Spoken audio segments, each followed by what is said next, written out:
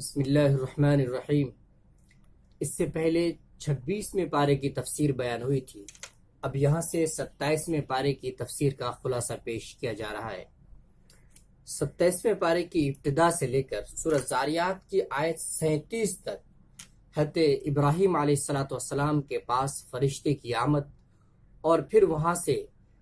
قوم لوط کی بستی میں وہ لوگ گئے اور ان کو جو ہلاک کیا ہے اس کا ذکر ہے۔ اس کے بعد آیت 38 سے 40 تک حضرت موسیٰ علیہ السلام اور فرعون کے واقعے کی طرف اشارہ ہے۔ اس کے بعد آیت 46 تک قوم عاد، قوم سمود اور قوم نوح کے واقعے کا مختصر ذکر ہے۔ اس کے بعد آیت 47 میں ارشاد ہے، اور آسمان کو ہم نے قوت سے بنایا ہے اور ہم یقیناً وسعت پیدا کرنے والے ہیں۔ اللہ تبارک و تعالیٰ نے یہ کہا ہے کہ ہم آسمانوں کو ہم نے قوت سے بنایا ہے اور پھر اس آسمان سے بارش برسا کر ہم انسانوں کے رزق میں بڑھوتری کرتے ہیں، وسعت دیتے ہیں۔ اس کے بعد آیت 55 میں ارشاد ہے، اور نصیحت کرتے رہو کیونکہ نصیحت ایمان والوں کو فائدہ دیتی ہے۔ اللہ نے یہ کہا ہے کہ اگر ہم کسی کو سمجھاتے ہیں، برائی سے روکتے ہیں، اچھائی کا حکم دیتے ہیں اور ہمیں ایسا لگتا ہے بظاہر کہ شاید یہ نہیں سمجھ رہے، تو اس سے مایوس ہو کر ہمیں نصیحت سے رکنا نہیں چاہیے بلکہ انہیں نصیحت کرتے ہی رہنا چاہیے۔ اللہ تبارک و تعالیٰ آج نہ تو کل اس کے دل پر اس کا اثر ضرور ڈالیں گے۔ آیت 56 میں اللہ تبارک و تعالیٰ فرماتے ہیں کہ ہم نے انسان و جنات کو اپنی عبادت کے لیے پیدا کیا ہے۔ اس کے بعد سورۃ طور شروع ہوتی ہے۔ اس سورت کے اندر چونکہ اللہ تبارک و تعالیٰ نے طور پہاڑ کی قسم کھائی ہے، اس لیے سورت کا نام سورۃ طور ہے۔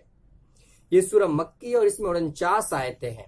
سورت کی ابتدا میں اللہ تبارک و تعالیٰ نے 5 چیزوں کی قسم کھا کر کہا ہے کہ عذاب تو نافرمانوں کو ضرور ہوگا۔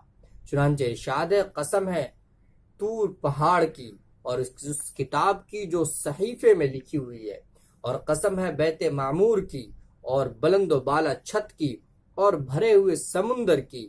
کہ تمہارے پروردگار کا عذاب ضرور واقع ہونے والا ہے۔ طور سے مراد وہ پہاڑ ہے جہاں پر حضرت موسیٰ علیہ السلام کو تورات نامی کتاب سے اللہ نے نوازا تھا، اور کتاب جو صحیفے میں لکھی ہوئی ہے اس سے مراد یا تو یہی تورات ہے یا پھر انسانوں کے نامہ اعمال ہیں، اور بیت معمور سے مراد وہ عبادت گاہ ہے جو فرشتوں کی عبادت گاہ ہے۔ جس طریقے سے اس دنیا کے اندر بیت اللہ ہے، تو بالکل بیت اللہ کے محاذ میں بالکل اوپر اللہ تبارک و تعالیٰ نے آسمان پر بیت معمور ایک عبادت گاہ اللہ نے بنائی ہے تاکہ فرشتے اس میں عبادت کرے، تو یہ مقدس عبادت گاہ ہے جو فرشتوں کی عبادت گاہ ہے۔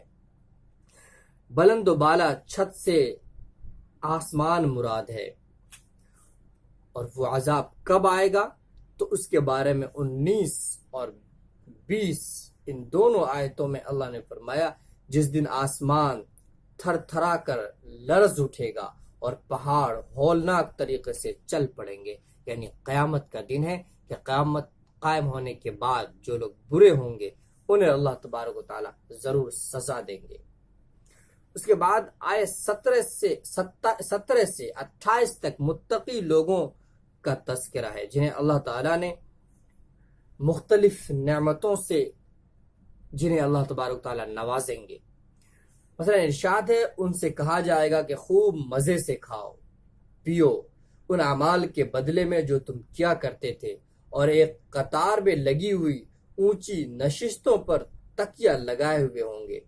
اور ہم بڑی بڑی آنکھوں والی حوروں سے ان کی شادی کرا دیں گے،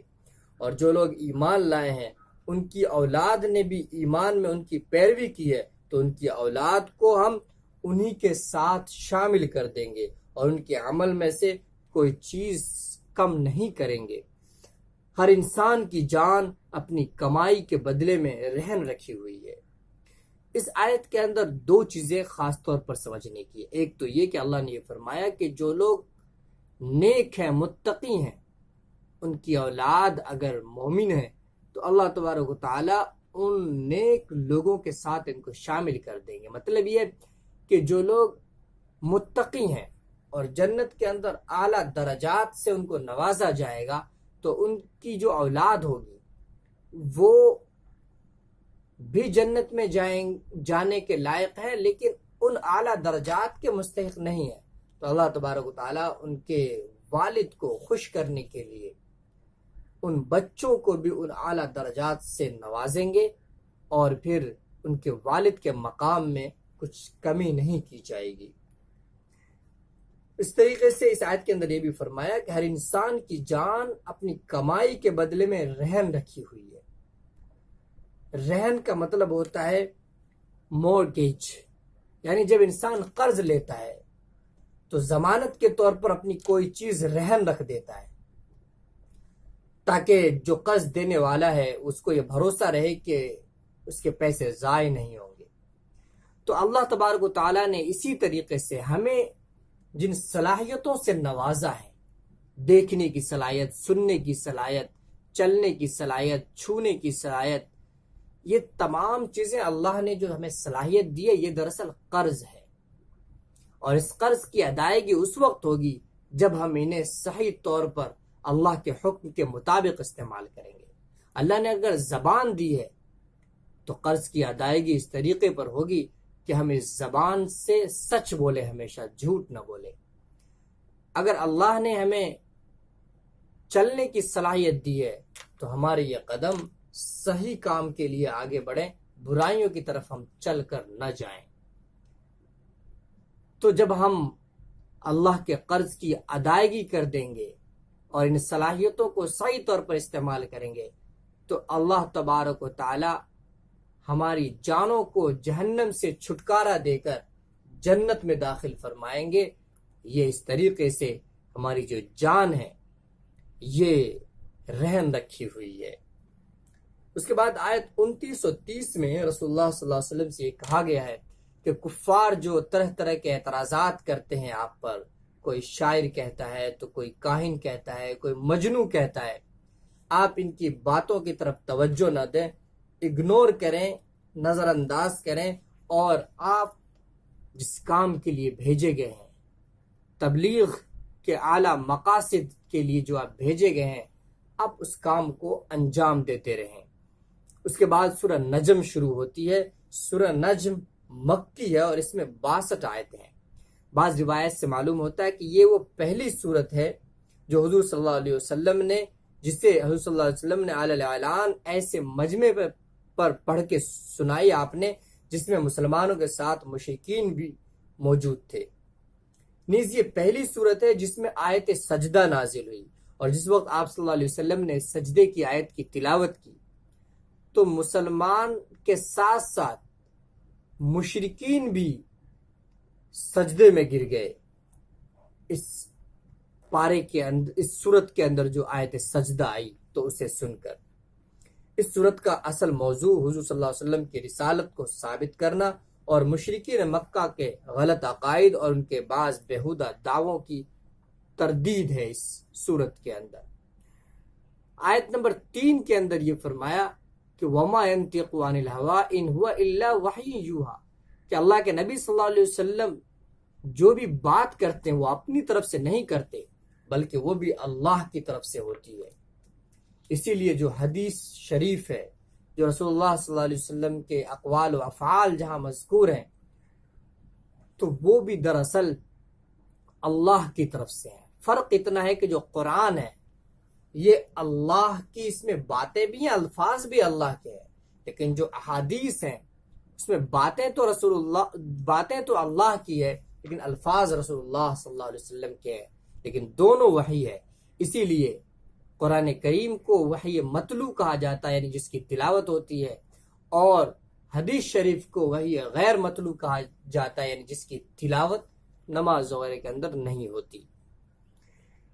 اس کے بعد اللہ تبارک و تعالیٰ نے اس صورت کے اندر یہ فرمایا کہ جو مشرکین تھے، کفار تھے، وہ رسول اللہ صلی اللہ علیہ وسلم کو یہ کہتے تھے کہ آپ یہ کہتے ہیں کہ آپ کے پاس فرشتے یعنی حضرت جبرائیل آتے ہیں، تو وہ تو انسان کی شکل میں آتے ہیں، تو آپ کو یہ کیسے پتا کہ یہ فرشتے ہیں؟ اس کا جواب اس صورت کے اندر دیا گیا کہ ایک نہیں دو مرتبہ، کم سے کم 2 مرتبہ رسول اللہ صلی اللہ علیہ وسلم نے حضرت جبرائیل علیہ السلام کو ان کی اصلی شکل میں دیکھا ہے۔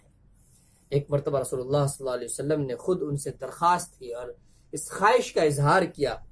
کہ ہم آپ کو اصلی صورت میں دیکھنا چاہتے ہیں، چنانچہ وہ اپنی اصلی صورت میں افق پر ظاہر ہوئے، آپ صلی اللہ علیہ وسلم نے انہیں دیکھا۔ اسی طریقے سے ایک دوسری مرتبہ آپ نے جو دیکھا وہ معراج کے سفر میں دیکھا ہے، جب معراج میں اللہ تبارک و تعالیٰ کے پاس رسول اللہ صلی اللہ علیہ وسلم گئے ہیں تو وہاں پر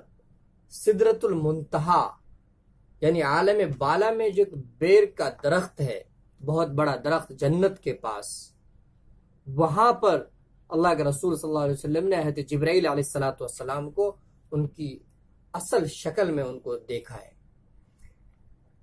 وہاں پر جب رسول اللہ صلی اللہ علیہ وسلم نے ان کو دیکھا تھا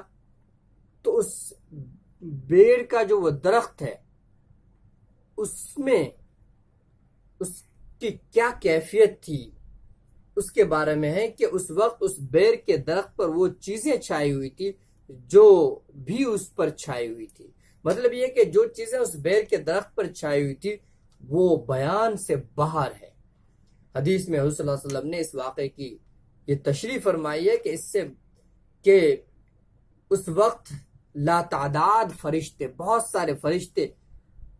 سونے کے پروانے کی شکل میں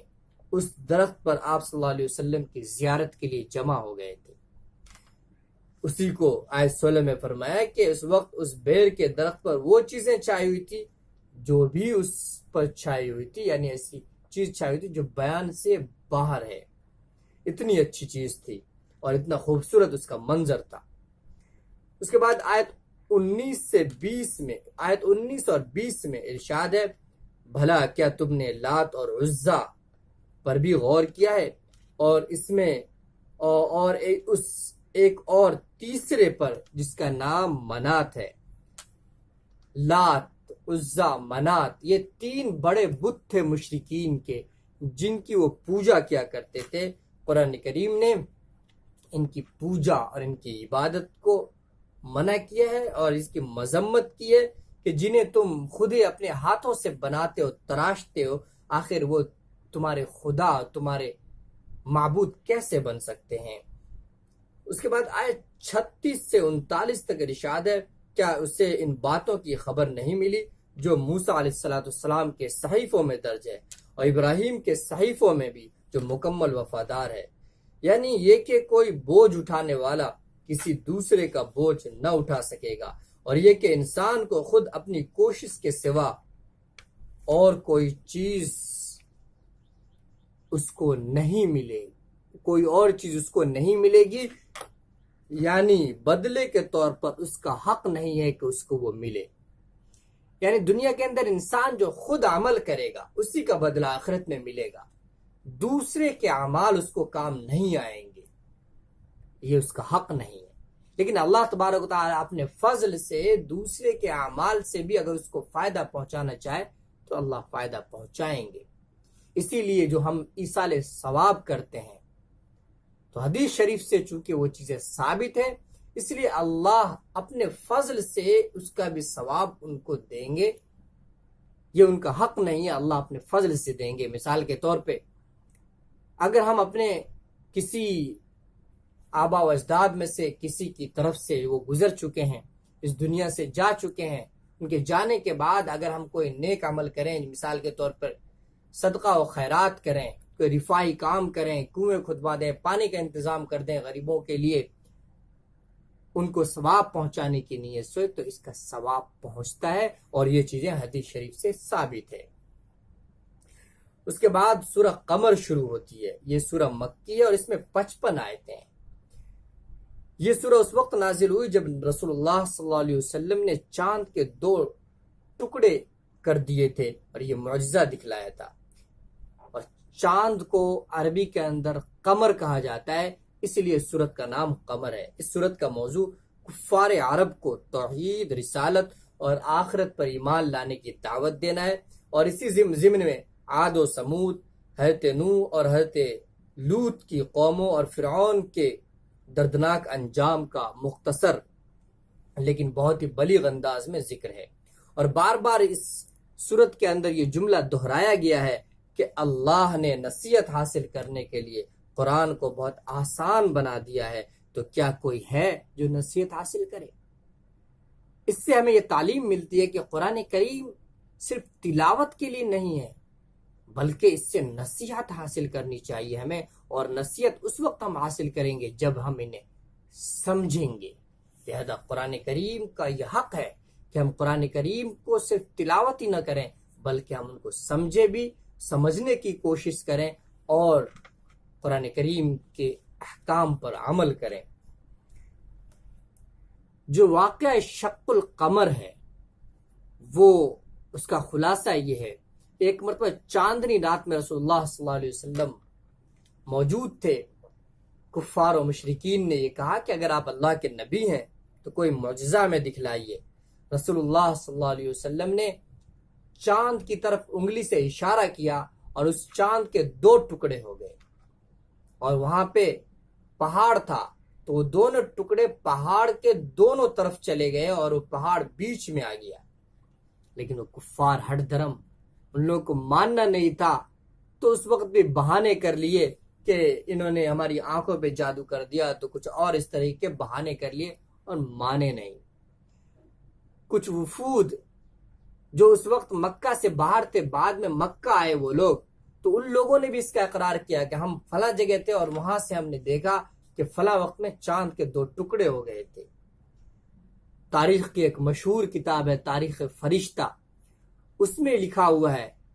کہ اس وقت گوالیار کا ایک بادشاہ تھا ہندوستان میں، اس بادشاہ نے بھی اس بات کا اقرار کیا تھا کہ فلاں دن فلاں وقت میں چاند کے 2 ٹکڑے ہو گئے تھے جسے اس نے دیکھا تھا۔ اس کے بعد سورہ رحمان شروع ہوتی ہے۔ یہ سورہ مدنی ہے اور اس میں 78 آیتیں ہیں۔ یہ واحد سورت ہے جس میں بیک وقت انسان اور جنات دونوں کو صراحت کے ساتھ اللہ تبارک و تعالیٰ نے مخاطب کیا ہے۔ دونوں کو اللہ تبارک و تعالیٰ کی بے شمار نعمتیں یاد دلائی گئی ہیں جو اس کائنات میں پھیلی پڑی ہیں، اور بار بار یہ فقرہ دہرایا گیا ہے کہ اب بتاؤ کہ تم دونوں اپنے پروردگار کی کون کون سی نعمتوں کو جھٹلاؤ گے۔ اپنے اسلوب اور فصاحت و بلاغت کے اعتبار سے یہ ایک منفرد صورت ہے جس کی تاثیر کو کسی بھی زبان میں ترجمہ کر کے منتقل نہیں کیا جا سکتا۔ مختلف قسم کی نعمتوں اور قدرت کی نشانیوں کو ذکر فرمانے کے بعد اللہ نے آیت 26 اور 27 میں یہ فرمایا، اس زمین میں جو کوئی ہے فنا ہونے والا ہے، اور صرف تمہارے پروردگار کی جلال والی، فضل و کرم والی ذات ہے جو باقی رہنے والی ہے۔ یعنی دنیا پوری ختم ہو جائے گی، صرف وہ اللہ ہے جو ہمیشہ سے ہے اور ہمیشہ رہیں گے۔ آیت 31 میں ارشاد ہے، اے 2 بھاری مخلوقوں، ہم عنقریب تمہارے لیے فارغ ہونے والے، یعنی تمہارے حساب کے لیے فارغ ہونے والے ہیں۔ اس سے مراد بھی جنات اور انسان ہے، کیونکہ یہی وہ 2 مخلوق ہیں جنہیں اس کائنات میں عقل و شعور کے ساتھ ساتھ اللہ تبارک و تعالیٰ نے مکلف بننے کی صلاحیت بخشی ہے۔ اس کے بعد سورہ واقعہ ہے۔ سورہ واقعہ کے اندر اللہ تبارک و تعالیٰ نے شروع میں قیامت کی ہولناکی کو ذکر کیا ہے، اور قیامت کی ہولناکی کو ذکر کرنے کے بعد اللہ تبارک و تعالیٰ نے انسانوں کے 3 گروہوں کا ذکر کیا ہے کہ قیامت کے اندر انسانوں کے 3 گروہ ہوں گے۔ چنانچہ ابتدائی آیتوں میں قیامت کی ہولناکی کو اس طرح سے ذکر کیا ہے کہ جب وہ ہونے والا واقعہ پیش آ جائے گا تو اس کے پیش آنے کو کوئی جھٹلانے والا نہیں ہوگا۔ وہ ایک تہو بالا کرنے والی چیز ہوگی جب زمین میں ایک بھوچال پیدا ہوگی، اور جب زمین ایک بھوچال سے جھنجھوڑ دی جائے گی اور پہاڑوں کو پیس کر چورا چورا کر دیا جائے گا، یہاں تک کہ وہ بکھرا ہوا غبار بن کر رہ جائیں گے، اور پھر اللہ نے اس کے بعد فرمایا کہ لوگوں کے 3 گروہ ہوں گے. ایک گروہ تو ہوگا متقی لوگوں کا، اللہ کے بہت ہی مقرب بندوں کا، یعنی جیسے انبیاء ہیں اور اس درجے کے جو لوگ ہیں اللہ کے بہت ہی مقرب بندے. اور دوسرا گروہ جو ہوگا وہ ہوگا جن کے دائیں ہاتھ میں نامہ اعمال دیا جائے گا، یعنی یہ وہ لوگ ہوں گے جو گویا امتحان میں کامیاب ہو گئے اور انہیں جنت ملے گی. اور تیسرا گروہ وہ ہوگا جو امتحان میں ناکام ہونے والا ہوگا، وہ گروہ ہوگا جن کے بائیں ہاتھ میں نامہ اعمال دیا جائے گا اور یہ خائب و خاسر ہوں گے، یعنی ناکام ہوں گے اور جنہیں جہنم کے اندر ڈالا جائے گا. آیت 35 میں جنتی عورتوں کا تذکرہ ہے. اس کے بعد سورہ حدید شروع ہوتی ہے. یہ سورہ مدنی ہے اور اس میں 29 آیتیں ہیں. اس صورت میں مسلمانوں کو تلقین کی گئی ہے کہ وہ اپنے آپ کو ان صفات سے آراستہ کریں اور ان صفات سے آراستہ کرنے پر توجہ دیں جو دین کے لیے مطلوب ہیں، اور اللہ تعالیٰ سے اپنی کوتاہیوں کی مغفرت مانگیں. نیز یہ بات بھی بتلائی گئی ہے کہ اللہ تعالیٰ کے راستے میں اپنا مال خرچ کریں اور آخرت کی کامیابی کو دنیا کی مال و دولت پر ترجیح نہ دیں، جس کے نتیجے میں انہیں آخرت میں ایسا نور عطا ہوگا. یعنی اللہ تبارک و تعالیٰ کے راستے میں اگر مال خرچ کریں گے تو اس کے نتیجے میں اللہ تبارک و تعالیٰ آخرت میں ایک ایسے نور سے نوازیں گے جو انہیں جنت تک لے جائے گا، جبکہ منافق لوگ اس نور سے محروم کر دیے جائیں گے. آیت 10 میں یہ ارشاد ہے کہ وہ لوگ جنہوں نے فتح مکہ سے پہلے اللہ کے راستے میں خرچ کیا اور وہ لوگ جنہوں نے فتح مکہ کے بعد خرچ کیا، ان دونوں کا جو خرچ ہے یہ برابر نہیں ہے. جن لوگوں نے فتح مکہ سے پہلے اللہ کے راستے میں خرچ کیا ہے ان لوگوں کی فضیلت زیادہ ہے بنسبت ان لوگوں کے جنہوں نے فتح مکہ کے بعد خرچ کیا ہے، اس لیے کہ فتح مکہ سے پہلے دین کی اشاعت کے لیے مال کی بھی کافی ضرورت تھی اور اس وقت مسلمانوں میں تنگی بھی تھی، تو اس وقت جو خرچ کیا اس کی فضیلت زیادہ ہے. اس سے ایک اصول ہمیں معلوم ہو گیا کہ جہاں پر ضرورت زیادہ ہو وہاں پر خرچ کرنا بہتر ہے اور زیادہ اجر و ثواب ملنے والا کام ہے. اسی لیے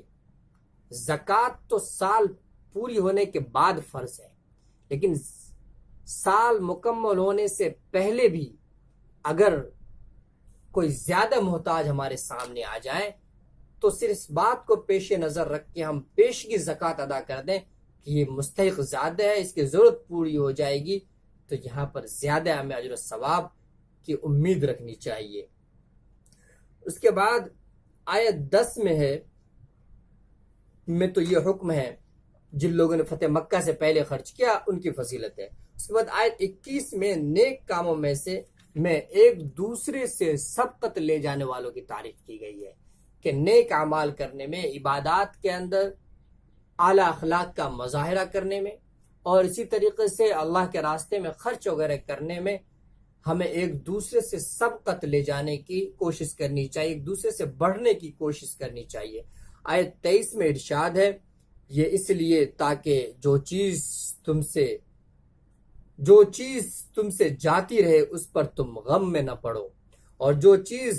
اللہ تمہیں عطا فرما دے اس پر تم اتراؤ نہیں، اور اللہ کسی ایسے شخص کو پسند نہیں کرتا جو اتراہٹ میں مبتلا ہو، جو شیخی بگاڑنے والا ہو. یعنی اللہ تبارک و تعالی متکبر شخص کو پسند نہیں کرتے. اور نیک اعمال کرنے کا ایک فائدہ یہ ہوگا کہ آخرت میں انسان ہمیشہ کے غم سے محفوظ ہو جائے گا اور اللہ تبارک و تعالی اسے جنت دے کر ہمیشہ کے لیے ایک سکون والی زندگی اسے عطا کر دیں گے. اس کے بعد آیت 27 میں عیسائیوں کے 2 صفات کا ذکر ہے.